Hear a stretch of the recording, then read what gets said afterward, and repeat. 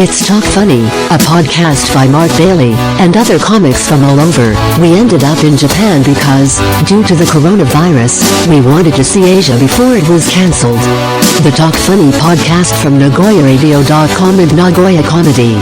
Here's Mark Bailey. We're back with Talk Funny. I'm Mark Bailey. Mike Miller is here again. Hello. So when Steve was here, we did a segment called Pet Peeves with Steve, and since he's not here, Pet Peeves with the Agrieved, and that would be me. Now, first of all, I'm older, and I have this motto when I get older, and I saw my relatives, they would fall and they would break their hip, and they were just screwed for life after that. They had disabilities in work, and they never healed, really.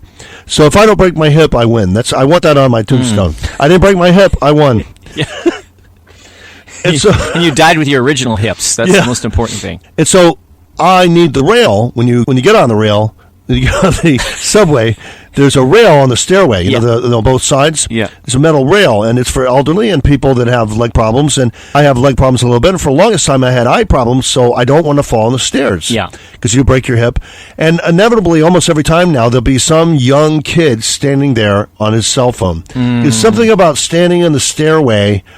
They can't stand outside. They want to get a signal before they go downstairs into the subway where you can't get a signal. Yeah. But, you know, you could actually get a signal 10 miles from that stairway. Yeah. You don't have to stand in the stairway. It's not the stairway. That's not a cell tower. Yeah. That's a stairway. It has no power at all. Yeah. It has no connection to your phone. I don't know why you're standing there. And this rail, so I always have to tap on the shoulder. Iideska? Can I use the rail? Yeah. And then they look at you like you're the villain. Yeah, I'm the jerk. And they look at me and they say, Nande? And I say, because of the Olympics. So, it's going to be callback. Oh, yeah, we were going to talk about the Olympics, actually. Yeah. Let me finish a pet peeve. Then I have another pet peeve, which is, you know, you've been here. You know how our sweet number here is 305, but sometimes you push 306 and I still answer, or 308. That's just an old inside baseball joke. You notice we have 2 glass automatic doors. So when you come in, it opens on the left.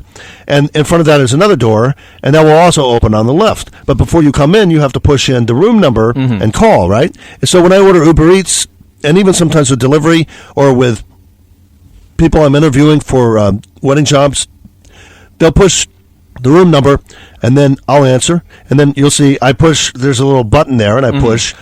That's not a drawbridge. It doesn't physically open the door. It activates the sensor, right?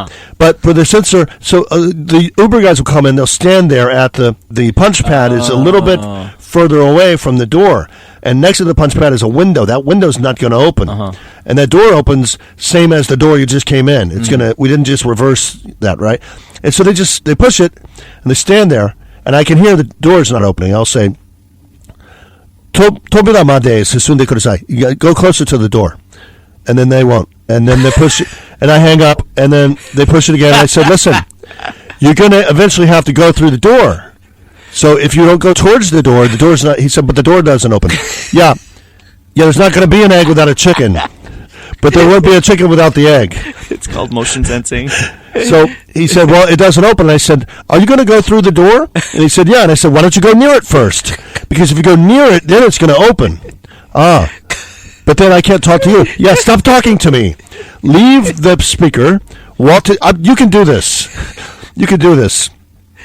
Walk towards the door. And he said, but it's not open. I'm not going to walk toward it. And I said, well, you're never going to go through the door if you don't walk toward it. First you walk toward the door, then the door opens, then you go through the door. This is turning into like a motivational seminar. This is like a metaphor for life, isn't it? Get up in the morning, look yourself in the mirror and say, I'm a successful person. I can open doors. I can physically open doors. Doors are going to open for me. I can do this. I can push the keypad and go through a door on the same day. I had this 6 times in a row. Well, basically, it's easier for me to just come down and go, by the way, that's not a drawbridge. I don't have like a drawbridge where I can actually physically open the door. You know, it's not a Ruby. you gotta get Hail to the Chief on your phone and put it up again and hear that music. Oh, it's my entrance. I was going to go through the door, but if it doesn't open, I'm not going anywhere near that door. Hey, if you want me to go through the door, you're going to have to open it first. Okay, well, how does the door know you're there if you're not standing on the sensor in front of it? So I have to go down and show them, what boat did you fall off of? Did you just come from Lebanon today? Did they trade you out for going or something? I mean, you don't know how sensors work? Prisoner exchange on the bridge. I said, how did you get into the building in the first place? You stepped in front of the door, right? He goes, yeah, and then the door opened. Yeah, so it's like that 12 seconds later. You also step in front of the door, and then the door opens. He said, but I called you, and then you didn't open the door. And I said, the only way I can open the door for you is to physically come down. You should just go out on your balcony and yell down at them or something. It's just common sense isn't taught anymore. But he knew how to put a condom on a banana, that's important. That's public schools for you. I have one more pet peeve. When did we have a meeting about let's see if I have one of these here. Remember the old cold masks? They're just these flimsy white things. So the cold masks, when the old ones were these little flimsy cotton ones with a little band on each side. They were white, and they didn't work that well. But now we have like these ISIS style. Have you seen that? It scares the hell out of me. Black ones. They're black. Yeah, and I go, black oh, ones. jeez. You know, people look like they're anarchists or something. I don't know. Like it looks like ISIS with the people when they're cutting their heads off and stuff. And they have those things on, and they have another one which is even scarier, and it's flesh colored. Oh, yeah, that's gross. And it just looks like a woman has no mouth. Yeah, it's like a Twilight Zone episode. Yeah, it is. It's exactly what I was thinking of, the Twilight Zone. And I look at him, I have to get close, and it's almost Larry David-ish. This is hard in a podcast, but I get really close to the girl and look at her face. Oh, you do have a mouth. And then she's calling the cops because, the Olympics. The Olympics. So we should probably talk about the Olympics coming up in just a couple of months. Yeah. When are you going back to Tokyo?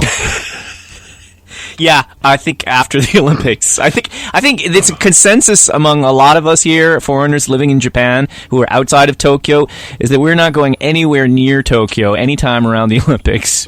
To watch the Olympics or to travel. We might do a show. I don't know. It might be cool to do a show if we could find a place to stay. But, it's going to be chaos there. It's going to be nuts. Well, even in Tokyo, I mean, I have connections and everything, but they're going to have so many visitors of people who actually, like Brits, who actually do comedy in Britain and stuff. That's true. And it's going to be hard for us to do a thing, but we'll do a show here. Do you think some pro comics are going to come over, maybe? Yeah, most definitely. They already do, right? Just during the rest of the year. I mean, we've had, in Tokyo, they've had some amazing guys. And I mean, just the big name guys. They had Jimmy Carr, Doug Stanhope, great show. Jim Gaffigan. Yeah. Lisa Schlesinger, I think? Yeah, Schlesinger came. Yeah. We'll probably do a show here in Nagoya, and we'll probably get, apparently it's impossible to find lodging even now. Oh, geez. In Tokyo for the people who are visiting. So, they get those Shinkansen passes very cheaply, and so some of them are just coming from Osaka and Nagoya. So we'll probably get an audience just from that. Yeah, if we were to do a show, I think we'd have to do the night bus thing back or something like that, because probably all the trains would be. But I think we could just get an audience here because there'll be more foreigners in the whole country, and some of them are staying. That's true. Some of them are going to stay, but I think that there's been so much. The thing about the Olympics is that there's been so much what should I say? Such high expectations put on this event in Tokyo that everyone going to Tokyo is somehow going to come to Nagoya or Osaka and these other places or Tohoku, and it's there's going to be some people that are going to come, but it's going to be in Tokyo, right? Yeah, it's like if you ever talk to a restaurant owner and they've had these things where the emperor is going to come, he's going to Osaka and he's coming through this path. This path goes through Nagoya, and he's going to pass your ramen shop, and the ramen owner renovates the whole shop and spends $1 million on renovation. Yeah. And the emperor came there and didn't even pay for his meal. Yeah, yeah. It's like, are you better off? Yeah. Are you better off before the emperor came here, or if the emperor had never come here? But you see, Japan is addicted. It's addicted to these mega projects, and the Olympics are perfect. It's the biggest mega project of them all, right? Once the Olympics happen, all foreigners will speak flawless Japanese. That's right. And it won't get dark at night. Right. All rice all over the world will taste like Japanese rice. Indeed. And by the way, Nirvana. They convicted the guy who stabbed and beat to death that other Yakuza guy. Oh, yeah? Yeah, he made a statement, and they said, why did you do it? And he said, because of the Olympics. So, all right, we're going to wrap it up. Mark Bailey and Mike Miller on Talk Funny.